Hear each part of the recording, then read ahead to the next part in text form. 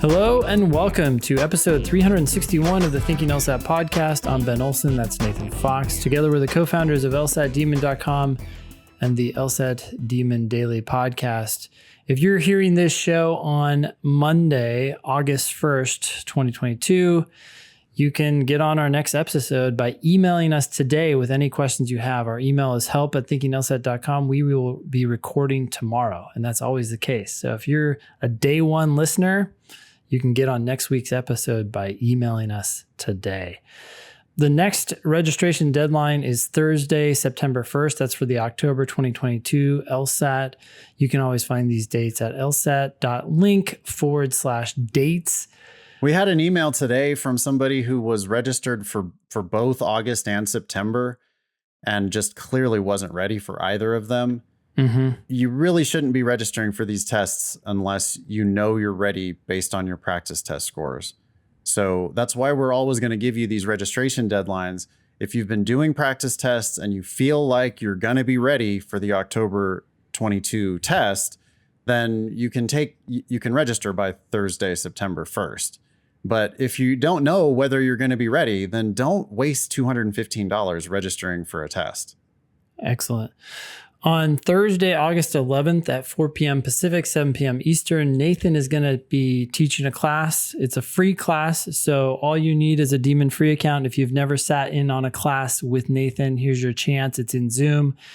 The class is The LSAT is Easy, and I'm assuming, Nathan, you're just going to show everybody how the LSAT makes sense, how it is based on common sense. Yeah, and in that class, we talk about why they test what they test, and it really should make sense. I mean, the people who make sense out of the LSAT makes sense.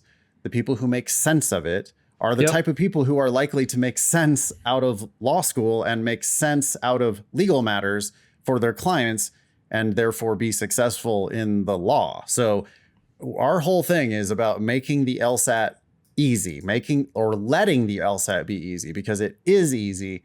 And it's just all about how, hey, this is why they're asking you what they're asking you. This is how it makes perfect sense.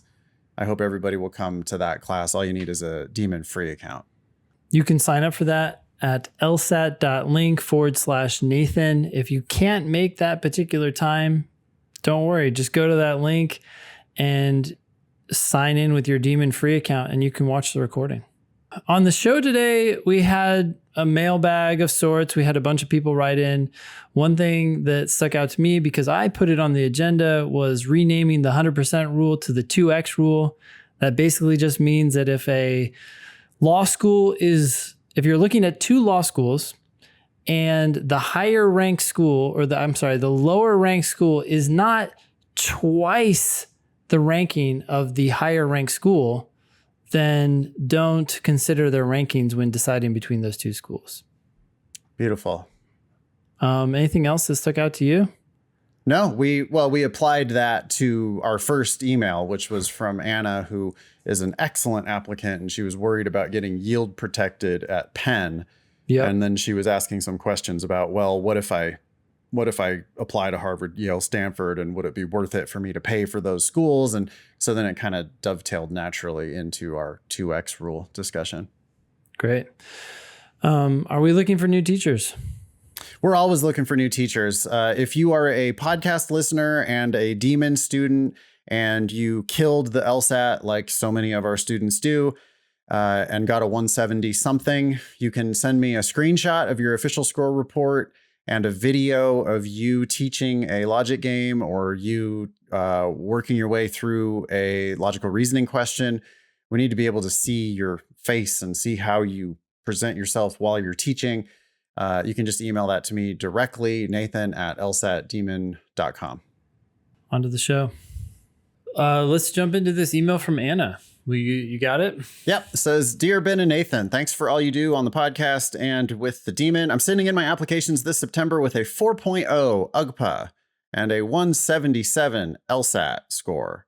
I'm applying widely and my goal is to work in New York big law. I have 2 questions about my application process. 1. My first choice is University of Pennsylvania Carey Law School. It has one of the best big law placement rates in the country. It's also by far the best law school in Philadelphia, where my husband and I currently live in a house that we own, and where my husband has a location-bound job that he loves. Of course, we'll make it work if we have to relocate so that I can go to the best law school possible for the best price. But damn, going to Penn would be a dream come true. And lsatdemon.com/scholarships says I even have a chance at a full ride there. However, I've heard in multiple places that Penn has a reputation for rejecting some candidates who are above their 75th percentile for UGPA and LSAT, which I am, as a means of yield protection. How can I demonstrate to them that they're my first choice without applying early decision, as I don't want to hurt my scholarship chances? Is a supplementary essay enough, or are there ways to use an addendum or other creative solutions to communicate my interest? My response immediately is, why? You live in Philadelphia. Why don't you go there and make some friends? Absolutely. Yep. I mean, campus visit. We don't recommend normally like flying across the country to go visit a bunch of schools, especially if you're applying super broadly. But when you have this one obvious best fit law school, you have real reasons to want to go to Penn, even if you maybe do end up paying some tuition to go there. But I think you shouldn't, not with your 4.0 and your 177. I think you should definitely go to Penn. I think you should definitely get a hefty scholarship there. And I think you're maybe worrying too much about yield protection, and you shouldn't worry about yield protection at all if you go show your face around there and meet some people. Schedule a tour, be friendly, talk to the people there, remember their name, ask them legit questions about Penn or the application process that you can't find online. Sit in on some classes. Yeah. Ask if you can do the readings. Mm-hmm. Show genuine interest, in talk about your situation, your husband, how close you are to Penn. You can probably show up at professors' office hours and stuff. You live there, so there's nothing stopping you from wandering onto the Penn campus. I mean, check in with security or whatever if they have that, but you might be able to just like wander around in the buildings and go find a professor who's into the type of thing that you think you want to do. I mean, hopefully you have some particular interest, not just big law, but, something. And I don't know, you could just go kind of knock on some doors and shake some hands. Go ahead, Ben. Yeah, I was also going to say that a lot of these schools, and I don't know Penn's application exactly, but a lot of these schools have optional essays, and some of them are, why are you coming to Penn? It's a perfect opportunity to explain your connection to the community, your desire to go into big law, and so on. So yeah, these reasons you just gave us. Yeah. Look closely at their early decision program, because, we shit on early decision generally, but maybe they have an early decision program that includes a scholarship. Sometimes they have guaranteed scholarships. Yeah. Yep. It's harder to get in via that program. But if you don't get in, then they roll you over to the regular admission cycle anyway, usually. So read all that fine print and consider maybe actually applying early decision. But yeah, you're such a good fit for that school since you live there. You want to go in big law. They're a big law school. Your husband is happily employed. You own a home. I mean, you're just a natural fit for that school. So they're not going to deny you because of yield protection. You need to let them know that you're rooted in the community. You're not using them as a pawn for some bigger application. Well, I actually want to go to Harvard, so I'm going to try to get or Columbia or NYU, so I'm going to try to get a competitive offer from Penn. They're going to see that that's not the case with you. Yep. All right. Number 2 says, for the sake of curiosity, my second question assumes I don't end up at Penn. I probably won't qualify for merit aid at schools like Harvard, Yale, and Stanford. I mean, do they even offer merit aid? I don't think they do. But I'm still applying to those schools. If I get into one of them, I will most likely have to pay sticker if I decide to attend. Oh, unless you can get financial aid, right? their. Yeah, which I mean, I heard from a Harvard, one of our alums who is starting Harvard this fall, who was thrilled when he got his financial aid offer because it had all types of need-based grants, not loans, need-based grants. That's money, at least that for they the first give you. year. Yeah. And he was like, holy shit. I mean, I'm barely paying anything for my first year at Harvard Law School. That's amazing. So these schools that don't give they don't give merit-based aid, really. They do give a ton of need-based aid. And who knows? I mean, maybe if your house is worth too much money, they're not going to give that to you, but maybe they will. So Maybe you they don't will. really know. On the podcast, you've mentioned a lot of Demon alums and teachers who have gone on to these schools. So I'd guess that many of these people are paying for law school. Yes, they are. Does your advice about paying for law school become more nuanced when dealing with students who have big law ambitions and the opportunity to attend a school like Yale? Thank you for any thoughts and advice you may have, best Anna. Yeah, why is our answer to that yes?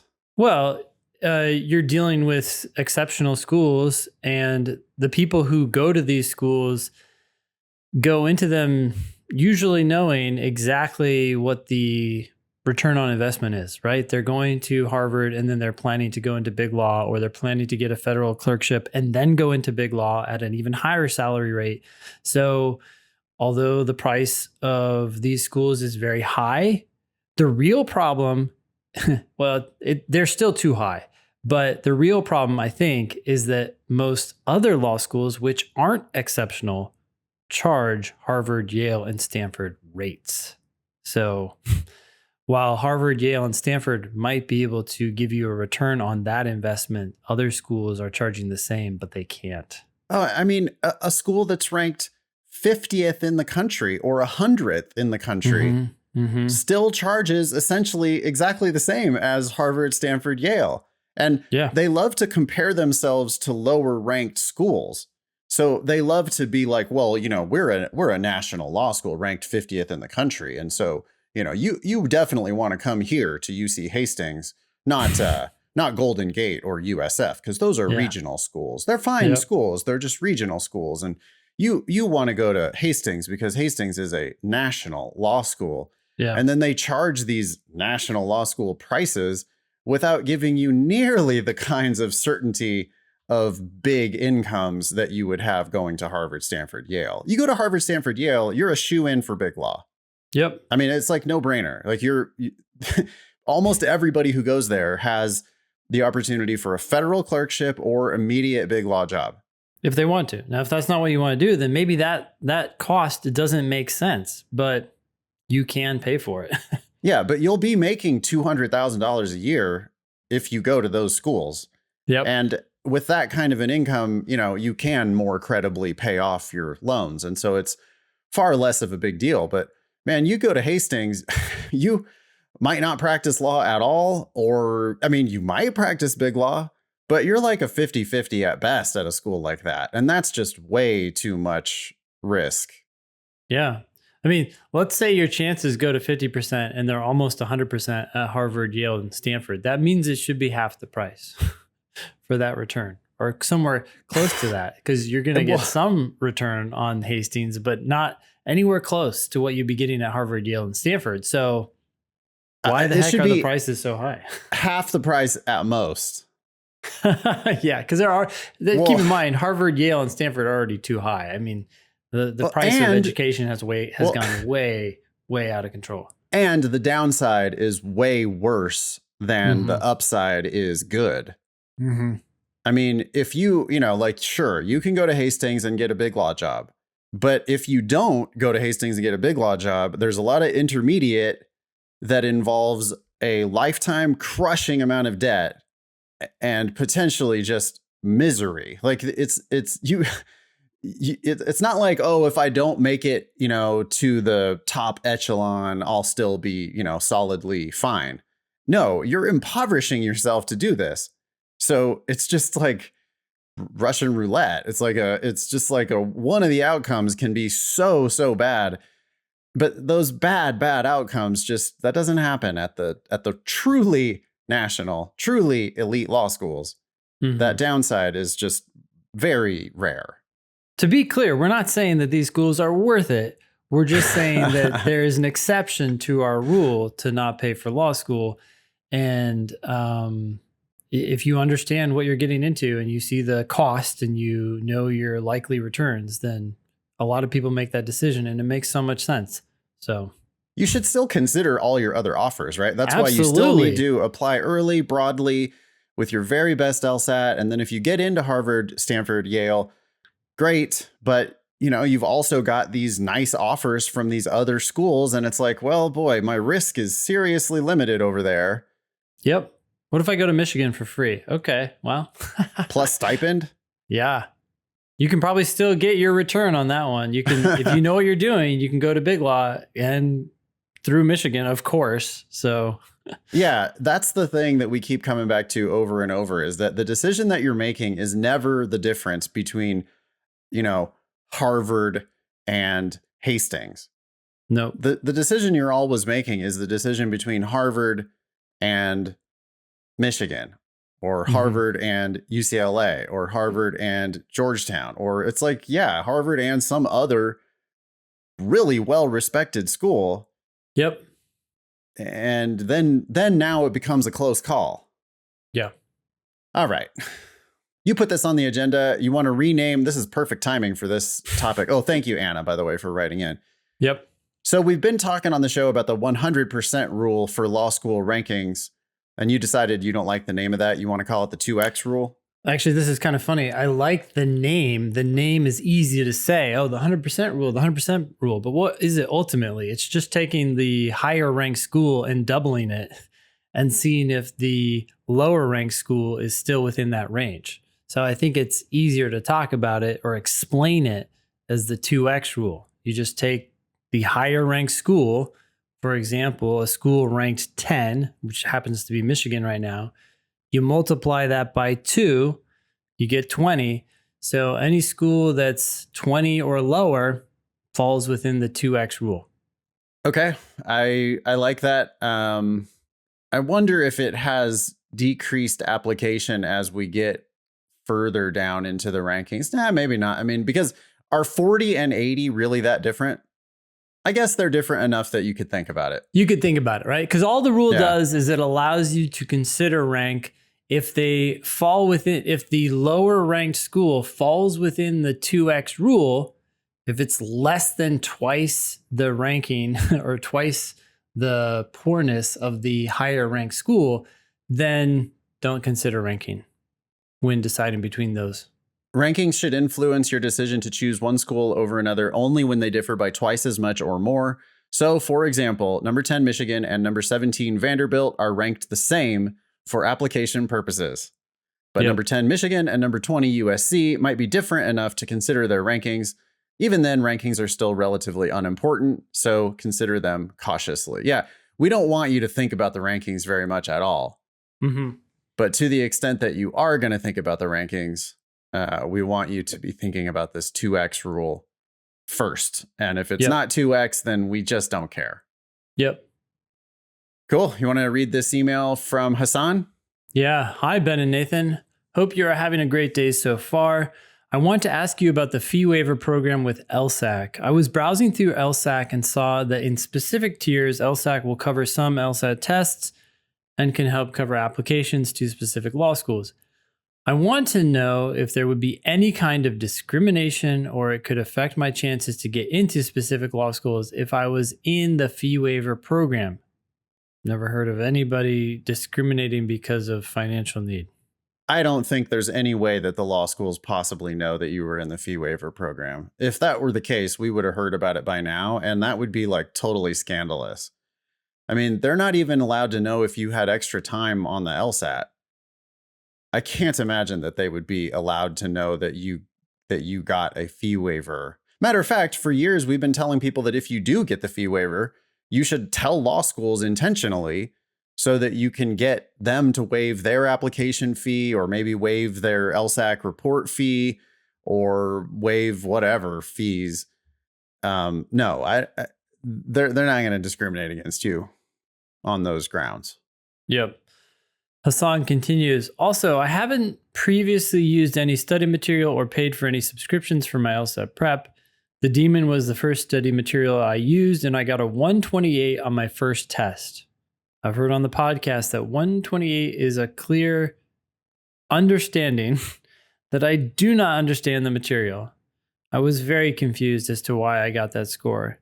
I looked at the explanations and realized that I really had to think about the problem. Stop there. I want to read that again. I looked at the explanations and realized that I really had to think about the problem. Yeah, what were you doing before? Well, but I mean, every student at every level, we have the same conversation. Half of what I do is you need to read that more carefully. And what's your rationale for that? Yeah, you need to read it again because that's not what it says. I understand your argument on behalf of that answer, but that's not what the answer says, or that's not what the argument says, or that's not what the question says. And it's on you ultimately to figure that shit out. It all makes perfect sense, but you have to think about it. So Yep. Hassan has learned, the first and subsequent most important LSAT lesson. You'll continue to learn this as you continue to prep, that you've got to sort it out. You have to solve it. It's not multiple guess. So many people treat multiple choice as like, well, I'll just get in the answer choices and eliminate a few of the answers. And then, these both look good. And it's one of those. Yeah. That's just not doing the LSAT right. You need to solve it. You have to come to certainty that, yeah, okay, I see. Can't be any of these four, has to be this one. He continues, I started drawing, taking down notes, and using diagrams to really imagine the scenario being played out. I don't know if that's in reference to games or something else. Yeah, we don't recommend drawing really unless you're doing games. We don't recommend note taking ever. But in your review, if you're, if it's helpful to write stuff to figure out a question, then that could make sense. Sure. Like as you try to explain it to yourself, right? Well, the last bit there is the important bit. Mm-hmm. He's trying to really imagine the scenario being played out. Yeah, yep. Don't let the words just wash over you and it has no meaning. You have to get in there. You have to get engaged with it and think about what they're saying and make it as real as you possibly can. Maybe notes help. It's not something that we teach. I did the test again and I got a 150. Currently, my scores are bouncing between 155 and 158, but I plan on pushing them to the 170s because, as you said, never pay for law school.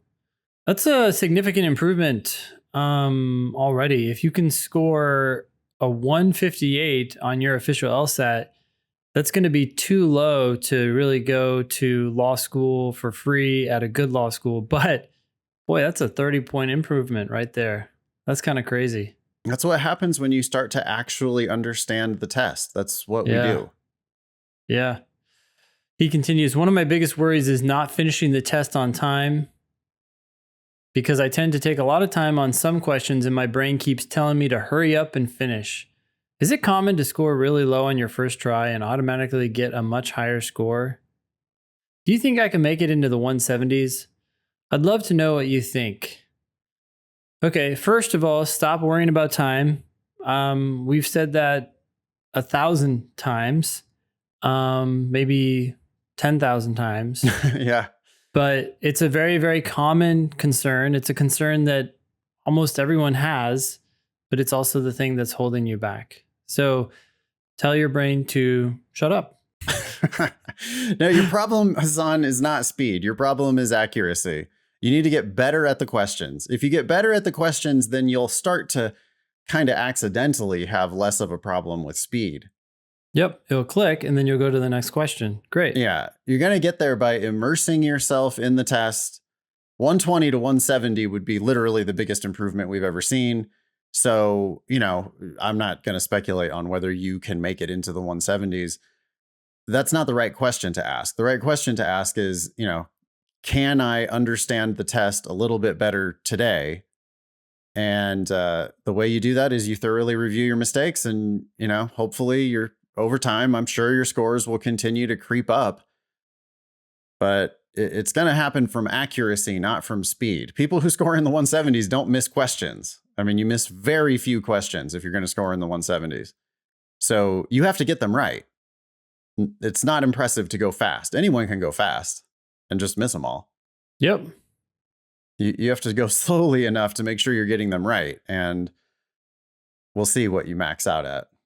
Yeah, one way to think about this is people scoring in the 170s are getting a very, very high percentage of the questions that they do correctly. So if you want to practice and like a 170 score, then start getting a very, very high percentage of the questions that you actually attempt in the time that you have correct. Right? Get a very high percentage of those correct, and then you're starting to behave like a 170 test score, even if your test scores don't show that yet. And over time, those habits will continue until you start completing, as you said, Nathan, accidentally more questions. And that's great. Now you're a 170er because you've been one all along. You've just been waiting for that, your understanding to help you naturally go faster. Yeah, you can't slip up. You try to go fast, you're going to start slipping. Yep. And you drop a question or two in the first 10, and it's like, well, okay, so the ship has already sailed on you scoring 170 now because you missed too many of the easy ones. This email from Ola, a current student in our classes right now. Ola says, wow, you guys are the best tutors in the game. I'm finally understanding LR, like really understanding it. You guys are like Greek oracles, LOL. Thanks again, Ola.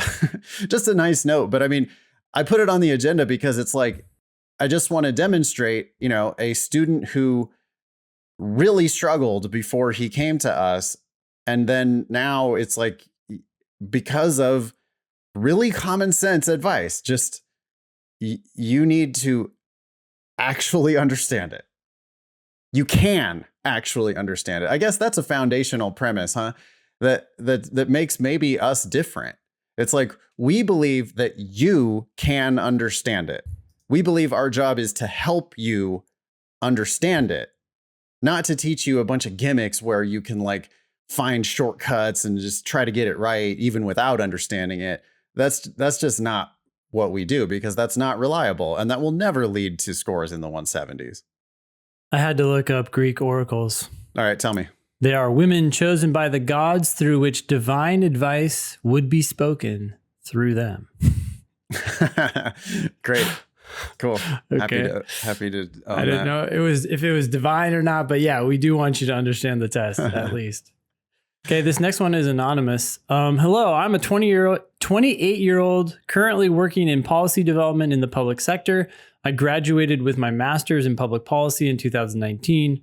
I was pre-law in college and have been in an on-again, off-again relationship with my LSAT prep course books for about 6 years now. Jesus. Yeah, that's not a good relationship. If you're going on and off with somebody, probably time to find somebody new.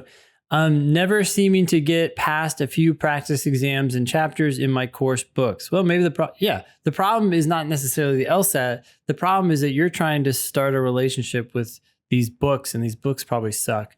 My biggest regret is going to grad school instead of law school after college, and now law school seems unattainable due to my age. You're 28. Don't worry about it. And 28 in is life. so young. 28 is totally normal for law school. You're crazy for thinking you can't go to law school. No, the average age is like 26. However, yeah, I know the longer I wait, the further out of reach this goal will be. Any advice for a serial studier with no follow through? Yeah, get the demon free at least and start drilling. It's 10 times easier than using course books. You'll do one actual problem the second you open it, and you can then review the explanation for it, learn from it, and then do another one. Just do it one rep at a time. Get a new partner, basically. Try the demon for a month. If you can't stick with that, you should just give up on the whole thing. Yeah, it's designed to be easy easy, one step at a time. Well, and I do want to make it clear here that if you honestly believe you have no follow through, like in life, you're not going to be a successful lawyer. Lawyers have follow through. So I understand that you haven't been following through with whatever these books are. Yeah. And so I have two hypotheses. It could be you, it could be the books.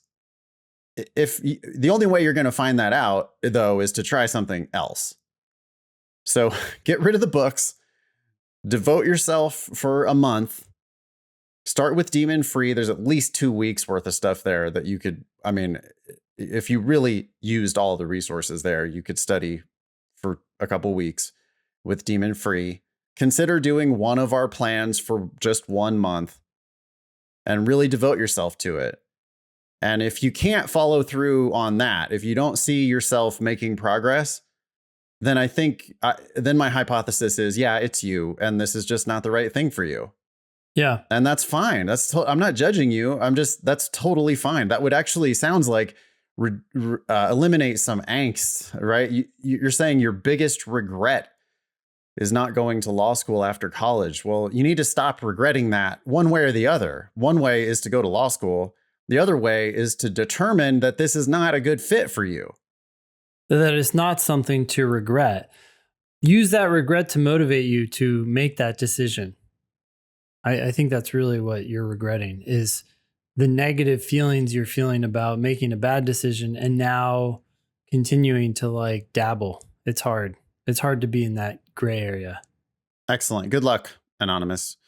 Robert says, hi guys, I really recently came across your podcast and I found it very helpful. I was wondering if I could have a little bit of advice. I recently graduated college with a 3.6 GPA. Ever since I was little, I have always wanted to go to law school and be an attorney. I hate hearing that. That just never does anything for me. Yeah. Well, what about your little self knew what was best for you? Little kids don't know who you are going to be as an adult. You also have no idea what law school is or what attorneys do. I mean, you don't know what that even means. So the fact that you always wanted to do it since you were a little kid is like, it's not a good reason to go now. You need an adult reason for wanting to go now. That's kind of a red flag for me, just based on my experience with thousands of students over the years. School for me has never come easy, but I have a hard work ethic and I love to learn. So I've always had really good grapes, really good grades. It says grapes. Okay. 3.6 is not really that great. Not for this field. 3.6 is good. It's fine. But it's not really good. I've talked to a lot of people who are like, yeah, I have a 3.7, so my grades kind of suck. So I'm really going to rely on an LSAT score here. Yeah. Or people who have 4.3s, right? Yeah. However, what it has come to the LSAT, oh, you mean when it has come to the LSAT, it had me realize how dumb I actually am. Never say that. Don't say that. If you say that, you believe it. You have to, you can't have that kind of self-talk. I began studying last summer for just a couple hours a day. That's great. A couple hours a day is more than enough. I would try and get a basic understanding of the test, knowing that this past spring, I would make it my life. We don't like that. We don't want you to make it your life. We want you to continue to study an hour or two a day. Yep. So in the beginning of May, I took my first diagnostic test since I began studying last summer and received a 138. This was a few points higher than what I scored last summer. So I knew I was doing some improving. Not necessarily. You weren't really studying over that long of a period is not good. Well, and I don't know what you were doing. You studied an hour or two, a couple hours a day for 6 months. Well, summer all the way through May. Wow, almost a year. Yeah, sounds like almost a year, and didn't do any tests, which is crazy. You don't have to do full tests, by the way. You can do one section at a time, but you should be monitoring your scores over time. Every other week or whatever, you should be kind of figuring out what a score is. Yeah. And there's so much noise in the data that if you had scored 134 on your first one and 138 a year later on your second one, that doesn't necessarily mean any improvement at all. Oh my God. This is horrifying. I then bought 2 prep courses and a tutor and have been studying consistently 35 to 40 hours a week. Why 2 prep courses? Why not just one? Why 2 prep courses and a tutor? Yeah. Why not just find a thing that's going to work for you and do that thing instead of being all over the place with 100 different things? I quit my job. This gets worse. I quit my job because they were not very accommodating to me when I asked to work only a couple hours a week because I wanted to devote all my time and attention to the LSAT. This is a terrible idea. I mean, you need to have a life, and an income is a good part of a life. And you can't put all your eggs in this LSAT basket. With all this being said, this morning I took another practice test and I still scored a 138 and only finished half of each section. Yeah, you should only be finishing half of each section if you're scoring 138. Matter of fact, I don't think you even need to finish half the section to score 138. I think you could do like the first 10, get them all right, guess on the rest, and you'd already be in the 140s. So your strategy sucks. You're trying to do too many questions. You need to slow down and figure out what you're actually doing. I have tried with the help of my tutor to break the LSAT into each of the 3 sections and dive deep into understanding the concepts of them, period, not capitalized, and with the countless of hours of studying each section. That's like a broken half of a sentence. Okay. You don't need to dive deep into understanding each of the concepts of each of the 3 sections. You need to do one question, one passage, one game, and really understand that one. I'm worried that this tutor is teaching all sorts of theory, and for sure. And now this is just getting complicated. That's why this Robert feels the need to deep dive. Robert, these questions make perfect sense. At your level, first 10 questions in each section, they make perfect sense. You're just not making sense of them. I'm not judging you for that, but I'm telling you that that's your problem. Your problem isn't theory. Your problem is that it's not that you don't understand the concepts. It's that you're not reading carefully enough. You should get into the 140s tomorrow. And the way you're going to do that is by slowing down, reading more carefully, figuring out what it says, figuring out what they're asking you, and then choosing an answer that answers the damn question. And stop thinking about anything your tutor has told you about strategies or whatnot. For sure, fire your tutor. Probably get rid of these 2 courses that you bought. You need to pay more attention to the actual questions themselves. Real LSATs.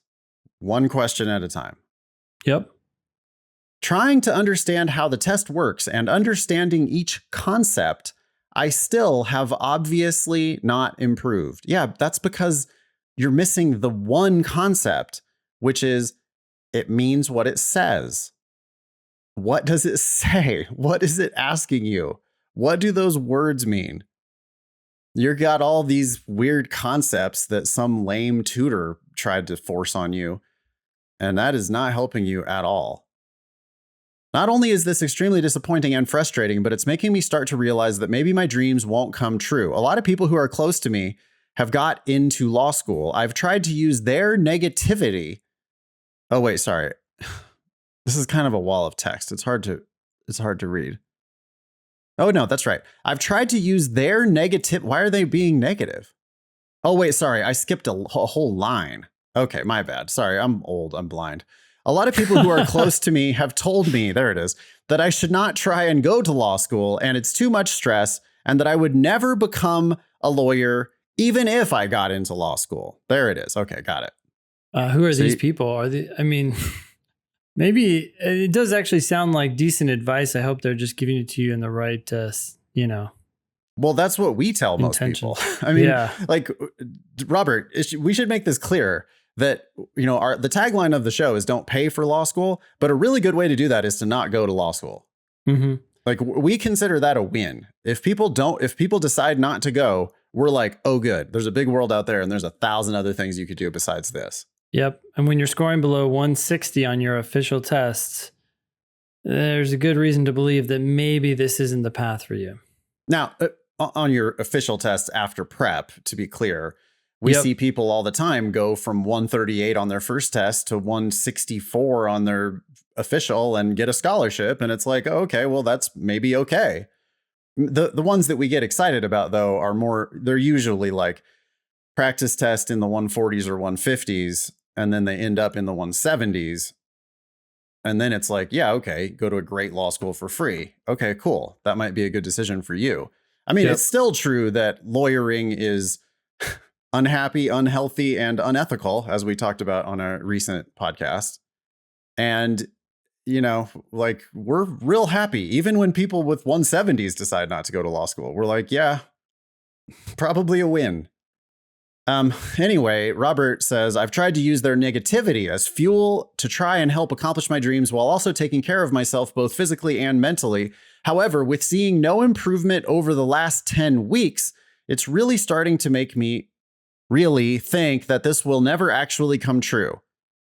I was hoping I could have some advice. I'm registered to take the August and September LSAT. Oh my God.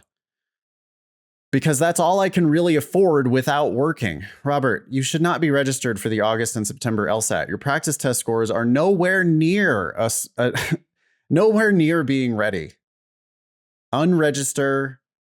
Don't register for a test until you're happy with your practice test scores. You're not ready, and you're not going to be ready. After seeing this last diagnostic test, I'm really concerned that they were right. Any advice would be grateful, and it doesn't make sense. I would be grateful for any advice, and it would really mean a lot if I could have some helpful tips or whatnot so that I could improve my score.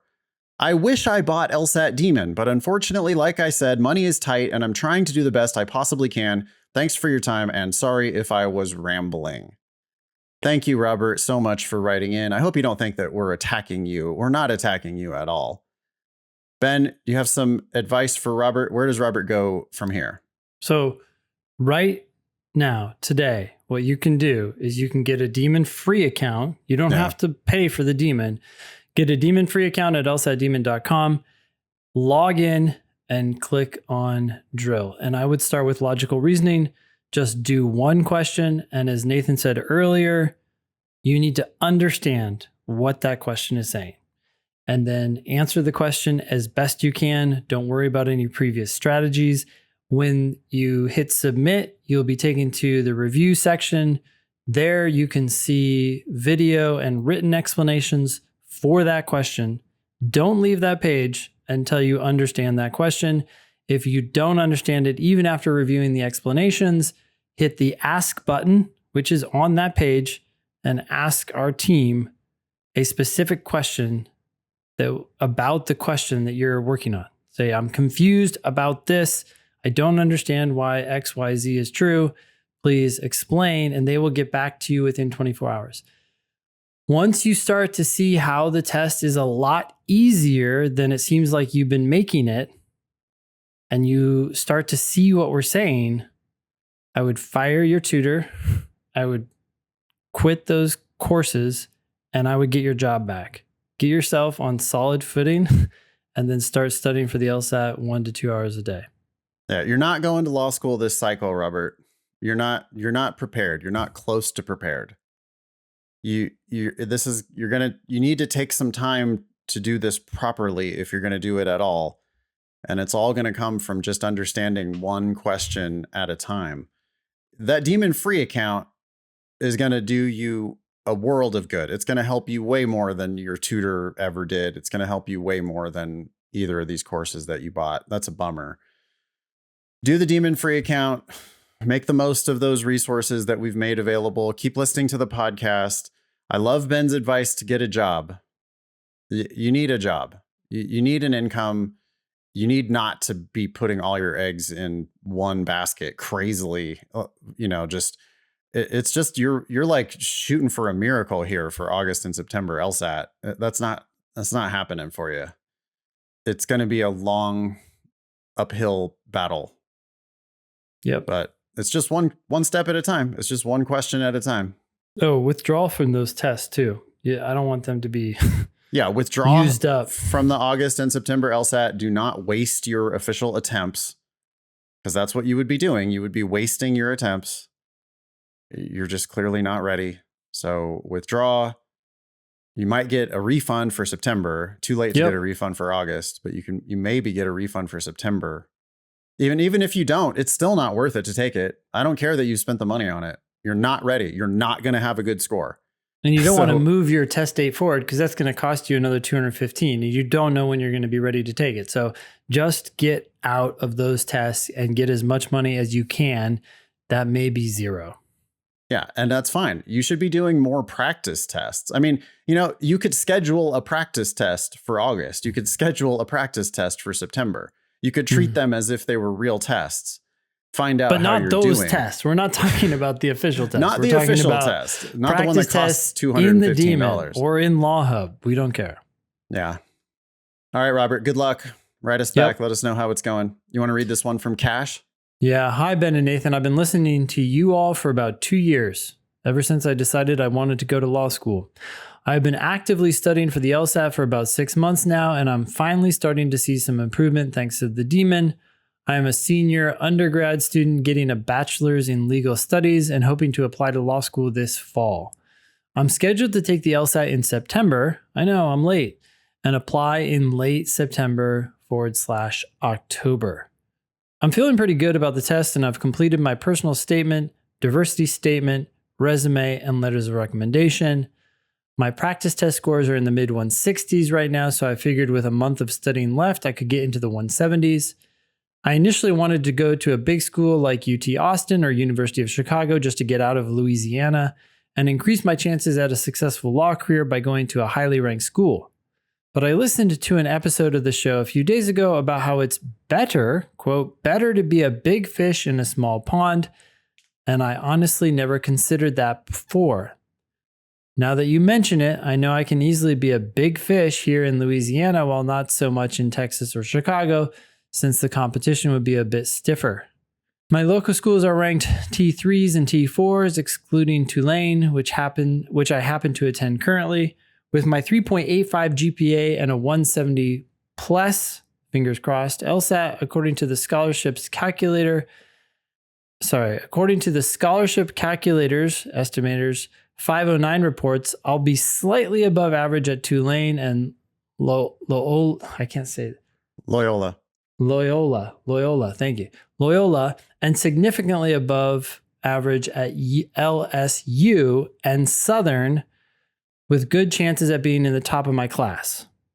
So I guess my question is, would it be better for me to go to a really low-ranked school like LSU or Southern, where the competition is lower and I would be guaranteed a full scholarship, or take my chances at going to Tulane or even at a higher-ranked out-of-state school that probably won't give me a full ride, but will provide better job opportunities?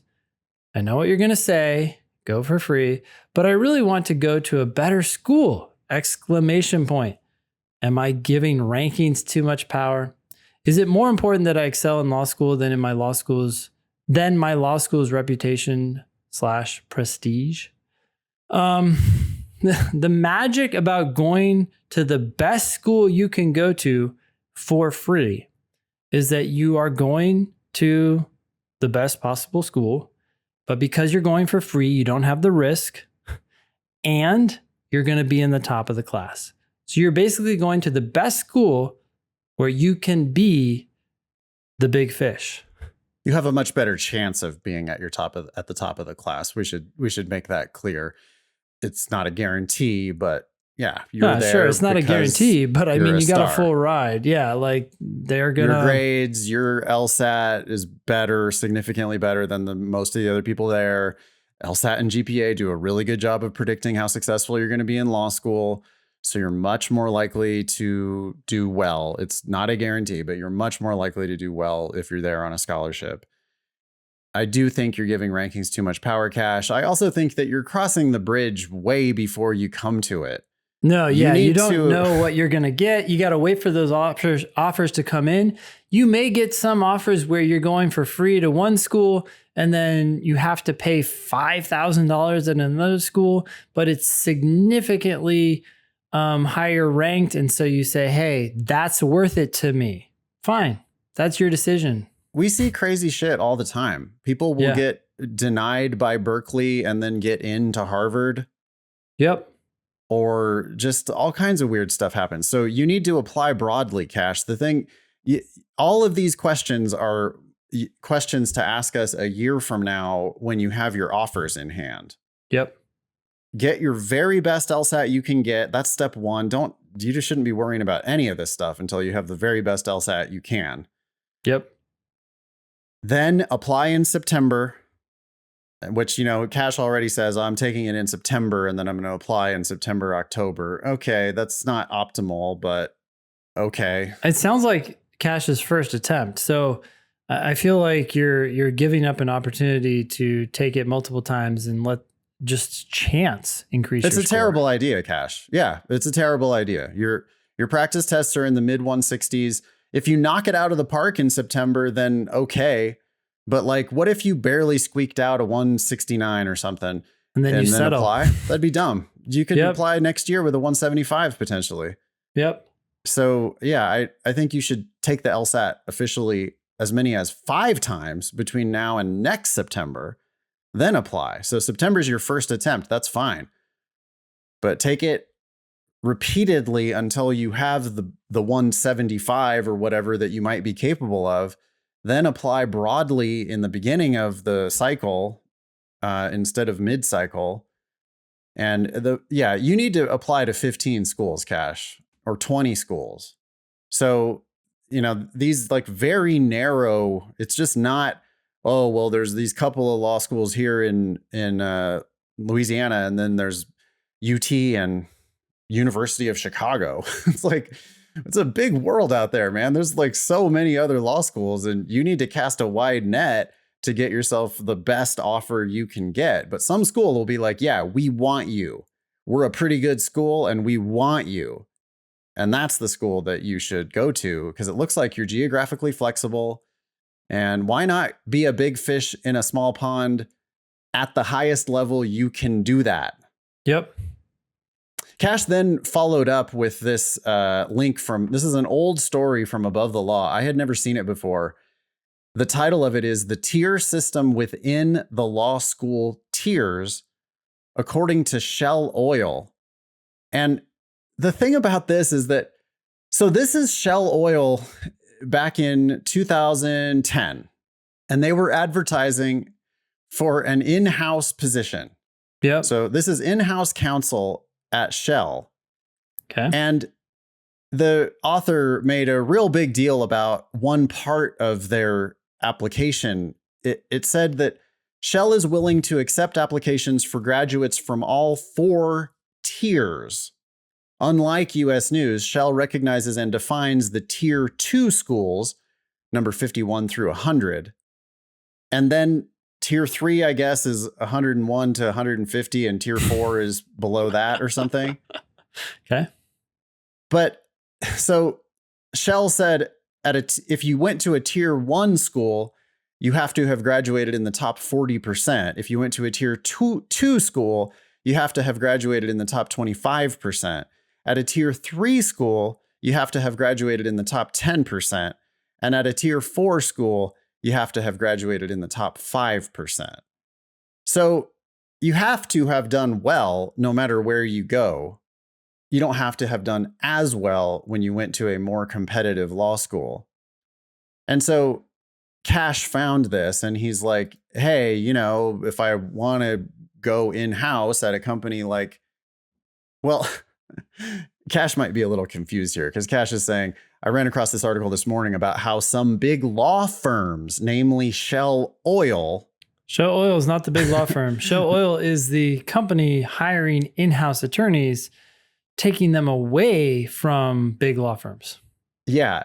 And the important thing, Cash, that you need to recognize about this particular job posting is there was another requirement, which was you have to have at least 10 years of legal practice before you can ever get this job.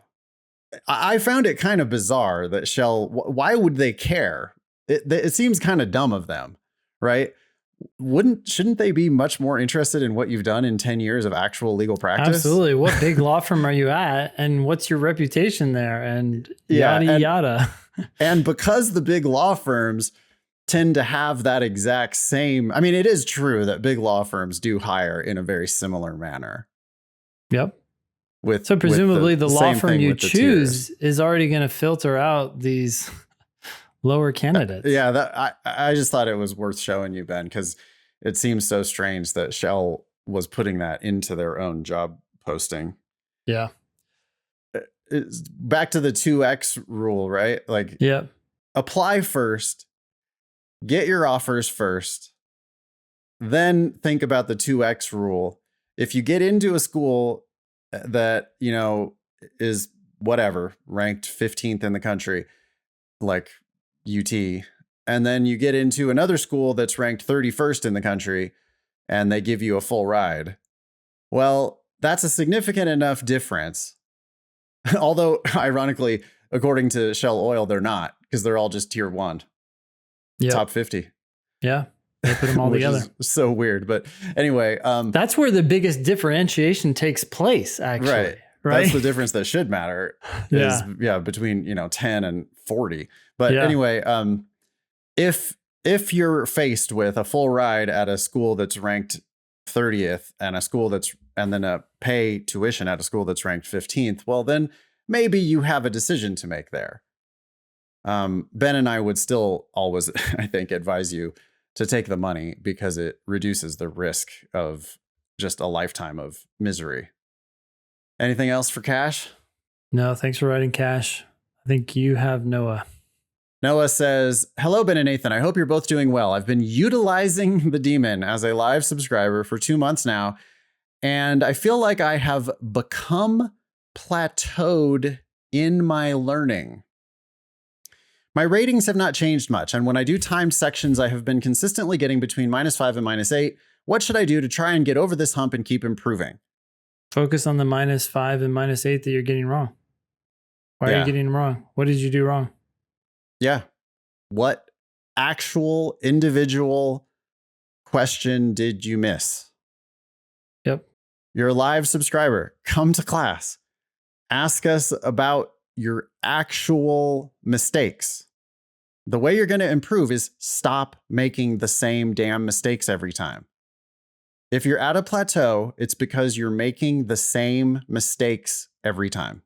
Also, plateau after 2 months of studying, I think you might just be reading too much into some recent test scores. And I realize your numbers aren't going up, but it's gonna come down to the questions you got wrong. And it's not just the questions, it's the question. The first question you got wrong. What happened? What happened there? Figure that out, and I guarantee you, you won't make that same mistake again if you figure it out. Yeah, that's funny. I don't do very much private tutoring, but when I do private tutoring, and I used to do a lot more of it back in the day, but students would come with a section and they had missed 8 questions. Yep. And sometimes in the review, they're like, well, this number 23 really? And I would be like, no. Let's start at the beginning. Let's look at the ones that you missed in the first 10. Yep. And there'd be 1 or 2 that they had dropped in the first 10. And it's like, hey, you're -8. It's not because of the ones you missed at the end. It's because of all of the ones that you missed on your way to the end. And you probably shouldn't have even done some of those questions at the end because you needed to invest more time on the ones in the beginning. Yeah. And as you talk to them about those early questions too, right? They would tell you, Oh, no. I understand 7. I just, the small little mix up there. Okay, cool. Can you just explain it to me now? And then it's and then not, they stumble all over it, and it's clear that they don't really understand. No, they think they do. They're not lying to you. They just don't get it. My second question is in regard to admissions. I do not have the strongest GPA. My first 2 years, I did not have the strongest GPA my first 2 years of undergrad, 2.85 and then 3.15, due to a series of unfortunate family issues and a hard time adjusting to being a Division I football player at a challenging academic institution. Okay. You don't really need to explain that to anybody. I mean, it is what it is. Yep. I don't care about the reasons. Yeah, I don't think the schools care either. I certainly wouldn't make all of those excuses. Yeah, that's which is it? 3 Family excuses issues at once. Or football or challenging academic institution. Which one is it? Yeah, and never say challenging academic institution, by the way, because all law schools are challenging academic institutions. Yep. Unfortunately for me, it was not a football school where my tutors would do all my homework for me. That's not unfortunate for you. That's actually a good thing. That's a really good thing that you actually had to do your undergraduate work. Presumably you learned something while you were there, unlike football players whose tutors do their homework. So I struggled amidst these circumstances. Yes, we know your GPA. We can tell that you struggled. However, my junior year, I got a 3.6 GPA and then transferred to a state university closer to home for my senior year / summer semesters. I graduated from there with a 3.98 GPA. How would I address such drastic changes in my GPA during the admissions process? Okay, so Ben right now is going to write your addendum for you. Okay, you could take notes. This is your entire addendum right now, authored by Ben Olson. All right. For the last 2 years of college, I maintained a 3.98 GPA. The end. I mean, so Noah, nobody gives a shit about any of these excuses. Yep. They might give a shit that you did better in your most recent years of school. Oh, I guess it's your last year. So in my senior year, I graduated with 3.98. Yep. Or you could lump together your junior, senior year and have that be a 3.85 or whatever it is. Yeah, you could do that. I do like that 3.98. Yeah. But yeah. Maybe both of those facts. Yep. My junior year, I got a 3.6 GPA, and in my senior year, I had a 3.98. Well, that's it. And that's you're demonstrating to the schools that your most recent years of academic performance are better than your LSAT GPA. Yep. And that's all you need to do. They're gonna see your blended GPA. So all of this averaged out is going to be like 3.4. I mean, the great thing about this is it's always gone up. Thank God for that. Yeah, that is Sometimes great. People go up and then go down. At least you're going up always. So yeah. I mean, you could, but I wouldn't bring up the 2.85 or the 3.15 because those are lower than your blended GPA. Assuming your blended GPA is 3.4, they're going to go, 3.4, that's not that great. Then they look at your addendum and you go, I got a 3.6 and a 3.98 in my last 2 years. Yep. That's pretty good. They might be willing to give you some credit for that. Yeah. Okay. Should I be limiting myself on where I apply or just not be surprised if certain higher tier law schools turn me down? Well, the numbers don't lie. I mean, go to lsatdemon.com/scholarships, put in your blended GPA and your LSAT score, and then see what kinds of scholarship offers you're going to be likely to get. But yeah, your grades are going to hold you back somewhat. I also was in the Navy. I am not sure if that will have an impact on my application process and in what capacity I should include it in my application. Oh boy, that's a broad question on an entirely new topic. Well, first of all, it's going to be on your resume. Second of all, when you write your personal statement, I don't know how long ago you were in the Navy, but often people have good stories to tell from the Navy that shows leadership or something. You being a badass. I would definitely tell a work story probably from the Navy. That sounds great. Yep. Depending on how old you are. I mean, Division I football player could also be a pretty good justification for a personal statement. But if that was a long time ago, I might rather hear what you've done since then. And it sounds like the Navy maybe was since then. Yeah. Good luck, Noah. Come to class. Ask us these questions in class. Great. Be LSAT famous. Get on an upcoming show by emailing help@thinkinglsat.com. If you have questions about the LSAT Demon, email help@lsatdemon.com. You can also check out our other podcast, LSAT Demon Daily. That was episode 361 of the Thinking LSAT podcast. Thanks all y'all for listening. Nice knowing ya. Don't pay for law school.